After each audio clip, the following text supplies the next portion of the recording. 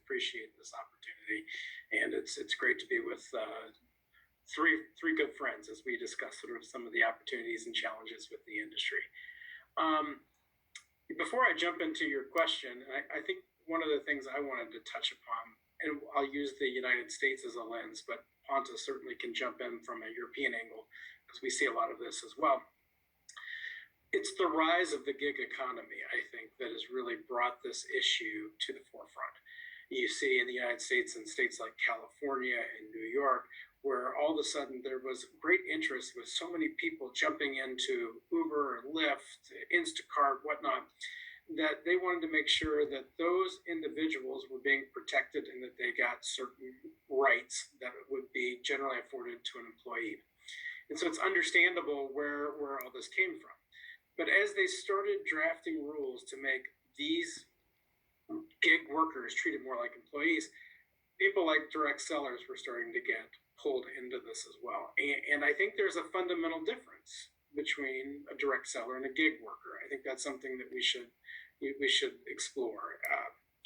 So going to what your direct question was, which is why can't we have employees? Well, in truth, direct sellers who are selling our products, they want to own their own business.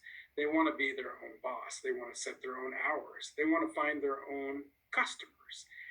And that's somewhat different maybe than what you're finding with a gig employee, a gig worker. You know, if you're an Uber driver, Uber finds your passengers for you. Uber sets your prices. So your one decision you make when you go to Uber is whether or not to turn on your app or when to turn it off. That's your control. But the rest of the control really lies with Uber.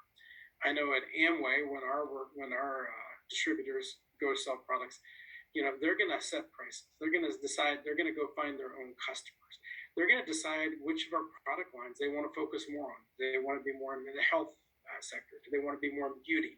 So there's a whole lot more control by our distributors over how they do business, which is fundamentally different than what you're seeing right now with the gig workers. So I think that's maybe a little sort of a long way of sort of getting a little bit of what you were asking, Adolfo. But let me defer to Pontus, because I know Europe is really on the forefront of it.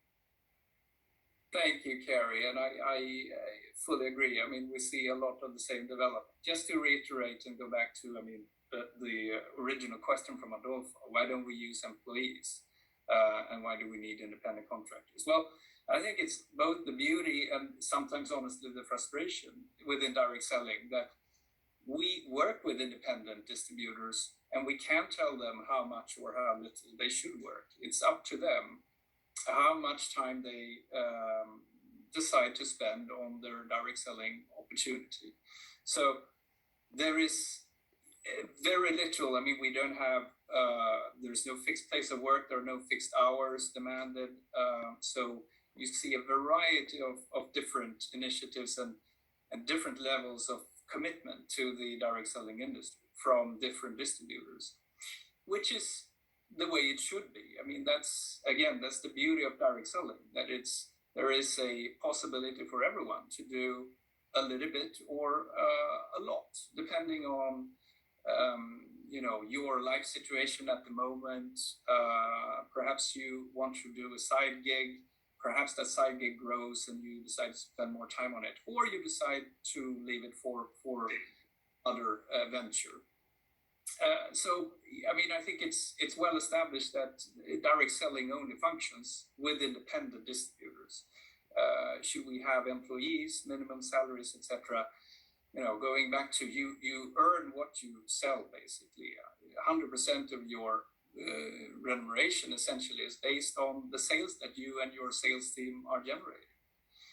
But going back to then, why is this right now a very hot topic? Well, it is, as Kerry said.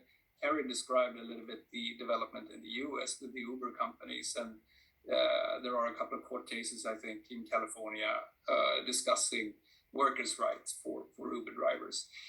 Similar, we've seen a very similar development in Europe. We recently had a UK court case that established that Uber drivers are to be considered as independent workers, which is, I believe that's the term that they're using, which is a certain specific status in the UK that grants them certain worker rights. We have an ongoing initiative within the EU Commission where the EU is currently looking at developing concept of platform workers and granting certain social benefits to platform workers. And I think that Carrie really hit the spot when describing the differences between, let's say, an Uber driver and a direct selling distributor. There is the big difference here lies in the fact that in this digital age, in direct selling companies, we may offer various online platforms to facilitate the work of the distributors. But it is essentially themselves that finds their customers, sometimes using digital aids that we provide. But the clear and big difference there between such independent distributors and Uber drivers is that it is Uber that finds the customers for the drivers and not the drivers themselves. I think that's an important distinguishing factor and something that we hope that regulators in the next coming year will take to heart to ensure that we don't risk having a one-size-fits-all system for anyone working online. I think I've spoken too long already. So I'll not at all. No, not at all. I think all of you have hit so many important points, and I want anybody to chime in on this. What you've articulated here is sometimes this is a sophisticated audience we're speaking to here at the World Congress. Is we need to be. We have a lot of our work, since this is about challenges for the industry, to draw those distinctions between, particularly gig economy and independent contractors. Most of us are old enough to when that was a simpler test, and that I think you're all saying degree of control and degree of if you will, of direction that we're getting. That's the distinction between, for example, a driver for Uber, to use that company as an example. That didn't exist 10, 15 years ago. The distinctions, I think, in the past were clearer between employees and independent contractors. I've always disliked the term independent contractor. I've always liked the Amway term independent business owner. And that's what we are really about, as if you all agreed, you can all expand on this again. How we continue to make the case that these are really entrepreneurs and business people who own their own businesses. They don't work for a company such as Uber that gives them a lot of flexibility. Uber does give a lot of flexibility, but they also give a degree of direction.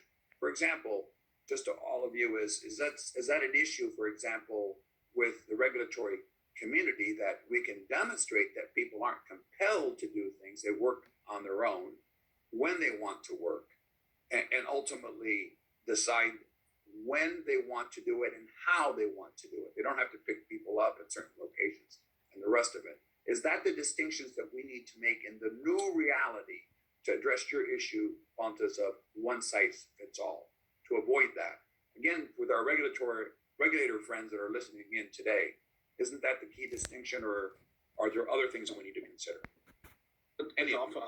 I'll jump in quickly and say, yeah, I think you're absolutely correct. Those are key distinctions that we should be looking at. And another important and shouldn't be overlooked point, and this is more anecdotal, but I'll put it in anyway. When we did our day on the Hill for the U.S. Direct Selling Association, we were meeting legislators and we were talking about independent contractor status. And a fascinating thing came back. We had a member of Congress who said, wow, when we have gig workers come in, they talk about the rights that they want and how they want more protections. But when the direct sellers come in, they talk about the freedom that they want and how they don't want to be classified as employee. And it goes a little bit the difference, and it's certainly not true of all independent gig workers. It's not true of all direct sellers, but there's a general desire. People join our companies because they want to be their own business owner. They want to be independent. They don't want to be an employee. And they're drawn to our business models because of that. And so I think, going back to what you said with our regulators about the independence of our sales force, that really is a key point that needs to be looked at. that's why they were drawn to this industry in the beginning. So I think it's just something to sort of keep in mind as we look at why direct selling is a bit different. Yeah, let me ask Alfonso a question if I can, because you've hit on something that's very important, which is not only the distinction that there is, but that we don't really have. I think Uber has a union and things of that kind where the workers come together and they're demanding rights. I think most independent, in fact, all direct sellers are looking for something else, and that's let me run my own business. But let me ask Alfonso this. There's an expression in American English called the duck test, which is, you can call somebody an independent contractor, but I know in a couple of markets, and I don't want to limit your expertise is global to just Latin America, but they're demanding, and this applied to Pontus as well, many governments believe that there should be all kinds of benefits that are typically those of employees, anything from unemployment insurance to social benefits to healthcare. If these things are tagged onto independent contractors and independent business owners, don't they cease to be independent business people and ultimately undermine the business model? Yeah, I think it's a very good question, Adolfo. And at least in my experience in Latin America, unfortunately, normally governments and regulators tend to look at the world at the black and white, and or you are, an employee, or you are the owner of the company. The status of a small entrepreneurs and business players is something that is not totally and broadly recognized in our region. Therefore, that is the reason why there is a lack of understanding of the direct selling business model, and there is a huge need to explain it constantly to the authorities, in the sense that in order to make the separation and not the confusion between them, the independence, the contractor status, and the employee status. But for me, it's very clear. I think Kerry and Pontus had done a very good job explaining the differences. But in Latin America, sometimes you need to really mark the point, in the sense that first, to be an employee, you need to have a sort of time scale. You need to report or to be supervised by the employer, and you need to work in a specific place in order to develop your. Normally, these are the requirements for an employment relationship, and none of these characteristics are complied with by the independent contractor status. Therefore, for me, it's very clear, and we have been very clear not only to the regulator, but sometimes we have to go to the courts, of the different countries to sustain the independent contractor status of the excelling sales force.